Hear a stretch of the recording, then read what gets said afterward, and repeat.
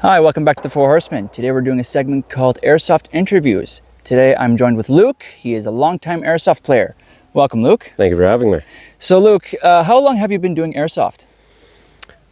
Started back in 2009, 2010. I've been playing ever since. Okay, what got you into Airsoft? A couple buddies of mine, they started playing Airsoft and they invited me out, so I just used their spare guns and started playing. We played at a couple fields, a couple random abandoned areas, and started playing. First thing I got was a Tokamuri MP5 and used that, and it was all bone stock and everything else like that. Bought it from a friend of mine, and ever since then I've been slowly collecting arsenal and finally settled on sniping, and that's where I stayed. Awesome. So what type of weapon are you using right now? This one right here is an SRS A2 Desert Tech. This has basically all of the Silverback internal upgrades. It has upgraded spring, which is a Hulk spring. I think it's the second highest you can get. And then aftermarket outer barrel with Type bore inner barrel. And then just a Desert Tech suppressor. I got it for about $900. I've put about, I'd say $200, $400 in, and got the scope from a friend of mine, and it's basically my primary. All right, how about your secondary? My secondary happens to be the second gun I ever bought, which is first gen Tokamuri MK23. And so I bought it off Hot Pup. It was basically pretty much already upgraded, as you can see from the top little screw there. That's your Hot Pup adjustment. It's got different sights on it. It has, as soon as I do this shenanigans, oh, that's going the wrong way, but it has an inner barrel that sets to about here. And so it's dead accurate, super quiet, and it got the rail put on there afterwards so I can mount a light or whatever, but in the holster it doesn't work, so I just take it off unless we're playing night games. Awesome. So when playing in the field, I'm guessing your kit is really reliable and quiet. Yes. The only thing that I have to do with this thing is I have to then put the some styrofoam or something like that inside here, so that when the piston goes back for the stopper, it needs to, where the spring attaches, I want to have that, because the only thing that makes sound now is when that thing hits forward, and so I just want to make that more quiet. Already it's been foamed inside here, as you can tell, and so that's already done. That's the last little bit I really need to do, and then I should be good, along with camoing it. That's basically the last little bit I need to do. Awesome. Now, have you ever been to any milsims? No, I have not. I've tried for the last couple years to go and do a couple, but COVID happened, and then work also happened, and I just kept getting interrupted with work and all the rest of it, so never really got a chance to. I've wanted to, but it's just been too busy with work and being divorced and all the rest of it, so fun times. Alrighty. Have you played anywhere else in Yes, so Canada? I've played in Vancouver, I've played in Quesnel, Prince George. That's about it. I was lucky enough to basically have a lot of opportunities elsewhere aside from the valley here, and so it's been really fun. Alrighty, so you mentioned Vancouver. Now we know that there's an Airsoft YouTuber down there in Vancouver. Have you met this Airsoft YouTuber? No, I have not yet. I am in the process of moving here at the end of August, and so I want to go down and start playing with him. I'll be living on one of the Gulf Islands, and so taking over my mom's property, so I'm going to be trying to get over as much as I can to start playing with him and introduce myself and start playing. Alrighty. Do you have any future goals for your Airsoft career? Well, for one, I want to try to get a better setup for the pistol-wise. The left-hand one works well, but the problem is that when you're crouching or when you're laying down, the suppressor is a bit of a pain in the keister for that one, because it gets gummed up on the bottom, and so You know how to make sure that stays clean. So it's like, yeah, I'd like to have a side holster here. But as for the top rig, this one works quite well because it fits my 2 mags, the 1 mag in the gun, and then I can have a pistol mag here and 2 pistol mags here. And so that works out well. Usually what I'll do is I'll run basically an MP5K that I have that I bought off a friend of mine.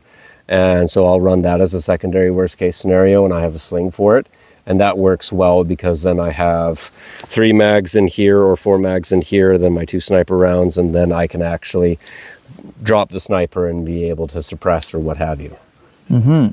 So now this might be an obvious answer to this next question. So why do you have the SRS instead of, let's say, a VSR-10?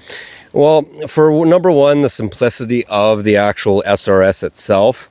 Everything is basically super simple. You basically take off your scope here. You've got your Allen key sets that set the barrel in. You take this thing for the Allen key in here.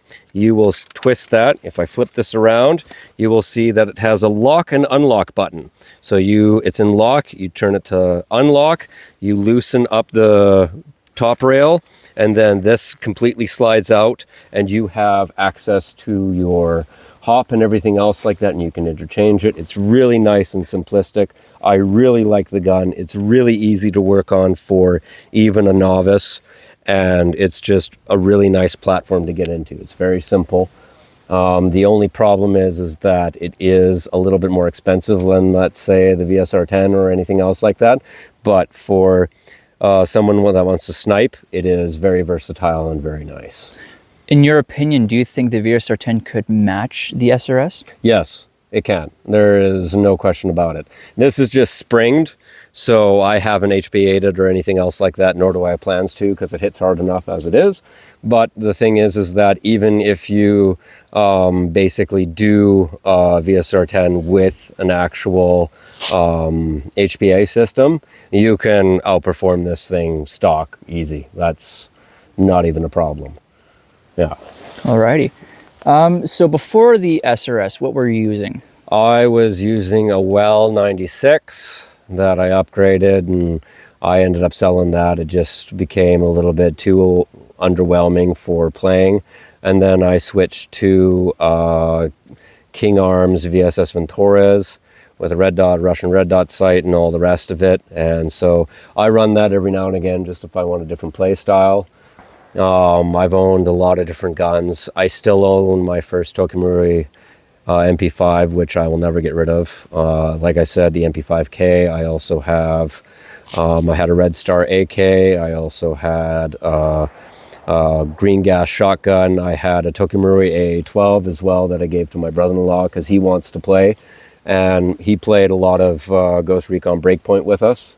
And that was his favorite gun with an LMG. So I'm like, you might as well use it. F it, go ahead. So I gave it to him, and it came with the drum mag and everything for $800 off hop-up. So when I saw it, I had to buy it. Awesome, sweet.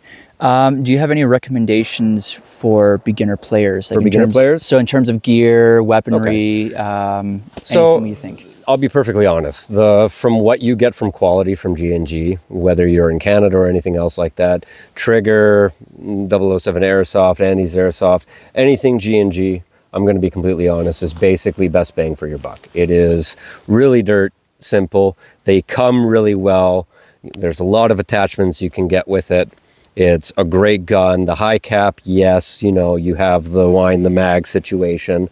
But I'll be completely honest, it does perfectly well for anything else like that. And it's fair price, and they go on sale fairly often as well. And shout out to Trigger Airsoft. They are a great company, and they've done a lot for our community and everything else like that, so we give them props for that. And Andy's Airsoft as well. They're great people, so I give them a shout out as well. And because you can get an SRS A2 from them, and they're by far the ones I would recommend for that. So I would recommend Andy's Airsoft for that. I give them props. Awesome. Now, before we get to our last question, I would just like to thank our sponsor for today. We have no sponsor. Anyway, our last question. Please, for the love of God, sponsor us. We need it. Eric? I mean, I'm not sounding desperate, no. Eric, we need you, buddy. So, last question. No pressure, Eric. So last question. I know I did say what recommendations you would take in terms of gear and stuff. What would you recommend for any player for airsoft, whether like again in terms of weaponry, gear? For gear? Okay. How about their attitude? Okay, so if you're more of a run and gun style, you know, a G&G will do you well. If you're more CQB based, I would honestly recommend spend a little bit of extra money, try to find a Toki Marui. They don't shoot as hard, keep that in mind, but they are by far some of the best internals you can get. They know what they're doing. They're the ones who created it. If you want to go more CQB, go with a P90, like a SEMA P90 or any one of those other ones you can get. If you're looking for a pistol, a CO2, KJW, you know, doesn't really matter. It's a nice secondary to have if you want to have a secondary. It's always nice to just, if you ran out of ammo and you're still trying to fire at someone, pick up a pistol. And they have a lot of range of holsters and all the rest of it. If you're looking for gear-wise, I'm going to be completely honest, Amazon. I'm not even going to lie. Amazon has great things. Go 2 sizes larger than what it says to fit you. And that's how I got my BDU and everything else like that. Ignore the Novrich nice jacket and everything else like that. I paid an arm and a leg for that, but it's great quality. It's really breathable, as you can tell, and it's really nice. And then the Viper hood I got off Amazon, funnily enough. And so I recommend Amazon if you want to check out what they have. And, you know, it takes a little bit of time, and you may not always get the best thing, but for getting into it, it's by far one of the better things you can find on Amazon. So you'd say if you're starting off, go to like a cheaper website, like for example, Amazon, instead of the higher priced known websites or for known YouTubers like Novrich or Silo, etc., stuff like that. Maybe later along the lines you would want to do that? Entirely, yes. But for right now, Amazon would be a good choice. Yeah, like Amazon for like, you take a chest rig, for example. Chest rig, you're going to be completely fine with just buying something off Amazon or finding a bargain deal on Light Trigger or 007 Airsoft or Badlands or whatever. It doesn't really matter. As long as it's functional, it's something that you can fit your mags in, that's fine. You don't need to go full kit all the way right at the beginning. You know, we always tell players here, you know, just make sure you know, if you don't have face protection, we do carry face protection. I recommend the Vulcan full face masks. They're really great. They're great quality. They're fair priced for what you get, and they protect you, so there's nothing wrong with that. And for first-time players, always wear a full face mask. Don't be an idiot like me and just wear prescription safety glasses because I'm a blind old bastard, but you know, that's perfectly fine. But yeah, I'm more than willing to get my shot faced. I'm not pretty enough as it is, but I'd recommend for younger players, wear your full face mask. You know, take it slow, take it simple, and you don't need to go overboard at all. Alrighty. Well, thank you, Luke, for your insight to Airsoft. No problem. All right, guys, thank you for joining us in Airsoft Interviews. Please remember to always call your hits on the field, be nice, and don't kick the little guy. Thank you very much. Do it.